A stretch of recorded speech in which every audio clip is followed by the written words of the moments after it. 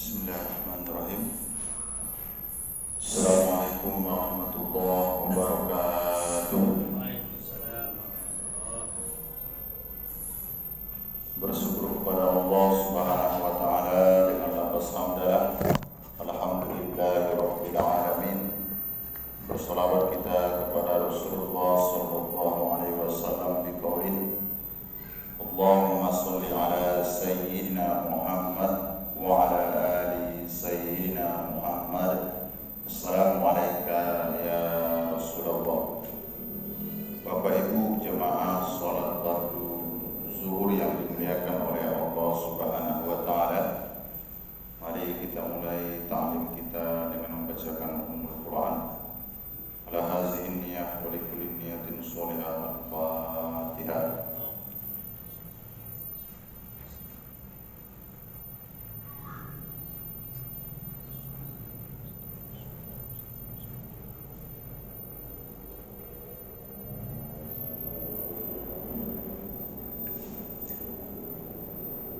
Bapak Ibu jamaah sholat fardu zuhur yang dimuliakan oleh Allah Subhanahu wa taala.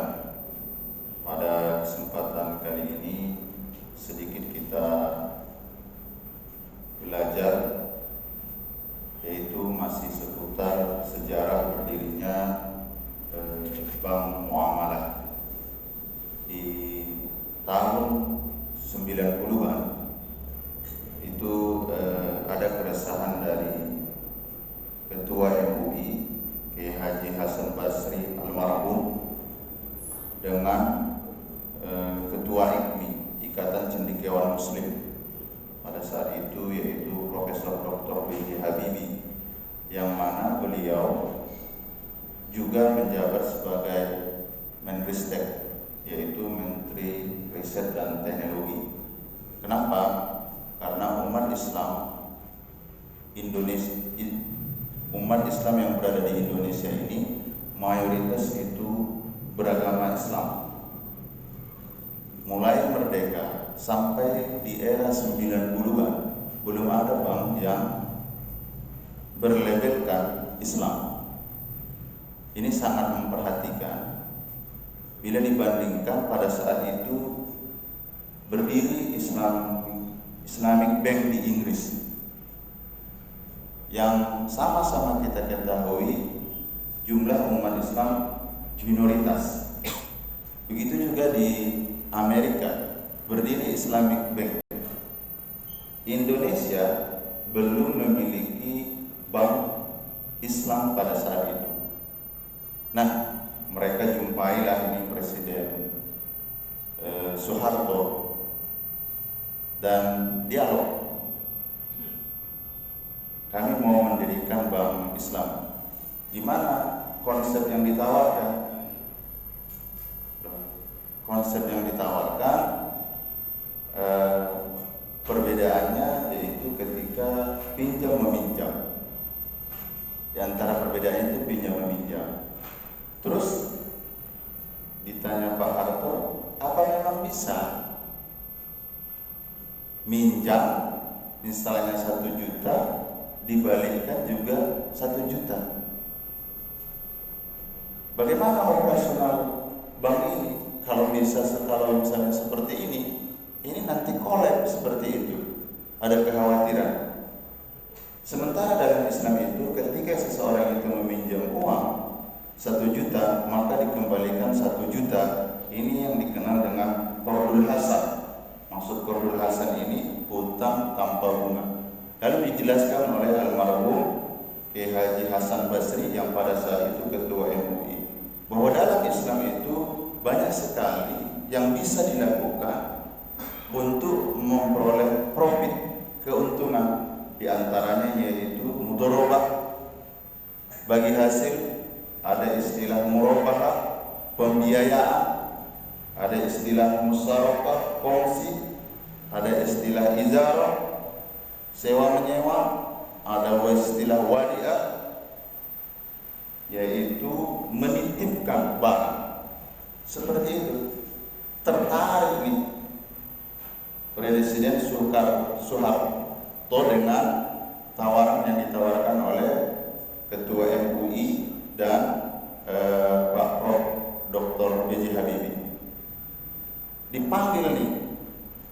dipanggil pada saat itu Menteri Ekonomi, pada saat itu JB Sumarlin yang agamanya non muslim, dipanggil juga yaitu Gubernur BI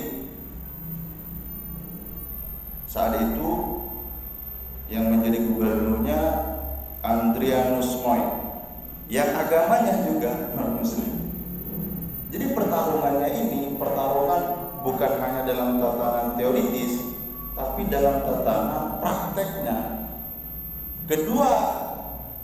Kedua orang yang sangat menentukan, Gubernur BI menolak, Menteri Keuangannya juga menolak dengan alasan mana payung hukumnya? Tidak ada, belum lahir undang-undang yang mengatur untuk itu. Tapi Pak Presiden sudah tertarik. Apa upaya yang bisa kita lakukan agar Bank Islam ini bisa berdiri? Bapak harus mengeluarkan Kepres. Oh iya, dikeluarkan sama beliau.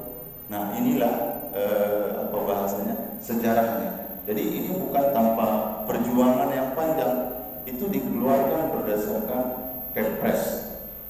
Nah, diuruslah pendiriannya itu tepatnya pada tanggal 24 Rabiul Awal. Coba kita bayangkan ya. 1412 bisa beroperasi itu pada tanggal 21 Maret di tahun 1992. Namun pada saat itu terjadi lagi banyak masalah. Soeharto itu satu sisi banyak membantu di akhir-akhir kepemimpinannya, melapor lagi. Ide sudah diterima, lalu apa kena? Ada uang dikasih sama Pak Harto 1,5 miliar. Uang udah dikasih, nggak ada juga lagi. Apa yang nggak ada? Lokasi nggak ada, dipinjamin sama Pak Soeharto. Terus ditawarkan siapa yang mau menjadi juru. Tak ada satupun yang mau menjadi juru. Sulit sekali. Alhamdulillah salah seorang dosen dari Sumatera Utara mengundurkan diri. Dialah yang menjadi sebagai dirut pertama, yaitu Bapak Zainul Baharul. Apa bisa langsung seperti sekarang ini? Tidak. Harus studi banding dulu ke Malaysia. Studi banding. Nah, dengan perjalanan panjang ini, alhamdulillah pada tahun berikutnya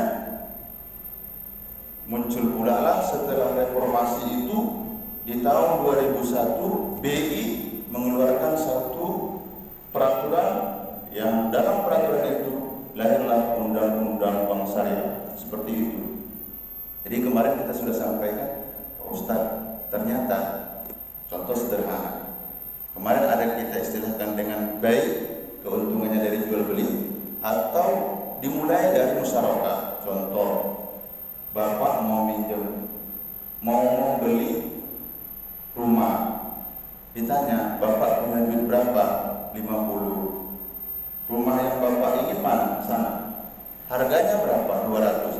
Sini, kita berkongsi dulu. Kongsi, sini duit yang 50, ini duit yang 150. Terus pihak bank, karena misalnya Bapak yang tahu di mana letak tanahnya, tipe rumahnya, diwakilkan ke Bapak, silahkan beli. Diwakilkan. Sudah dibeli, dipanggil lagi sama pihak bank.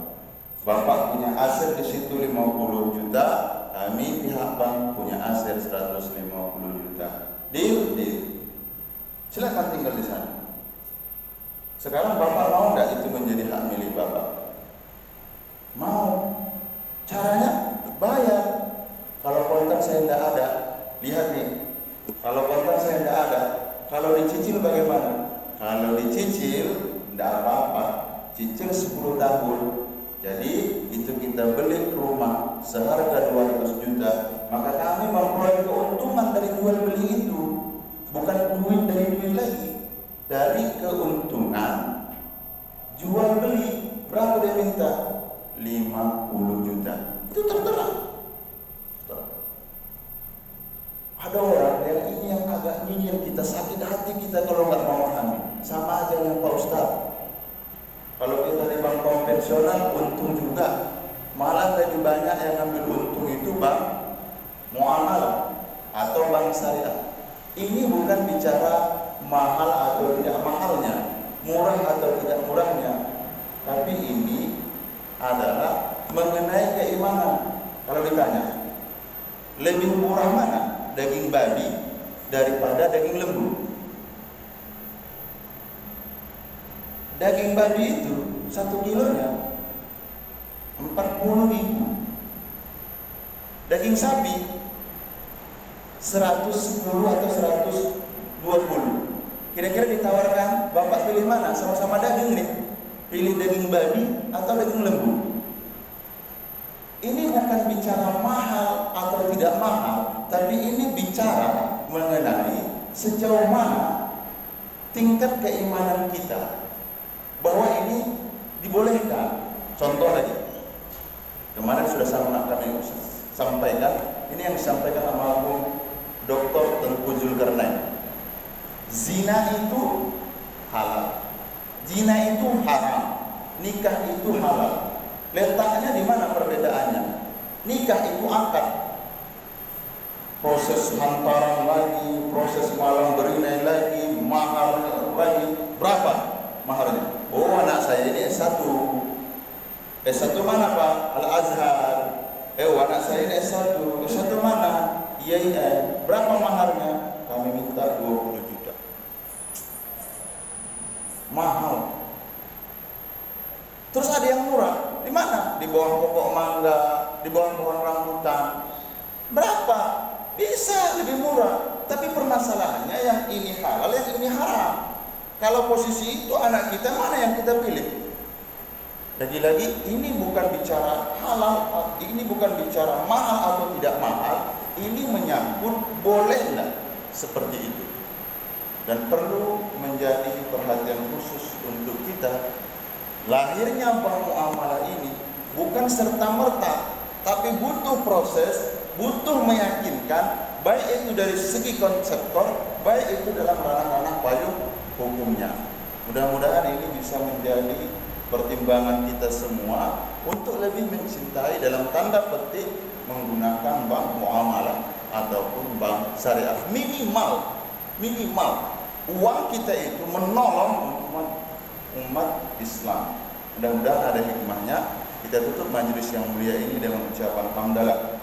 Alhamdulillahirabbil alamin. Subhanakallahumma wa bihamdika asyhadu an la ilaha illa anta astaghfiruka wa atubu ilaik. Assalamualaikum warahmatullahi wabarakatuh.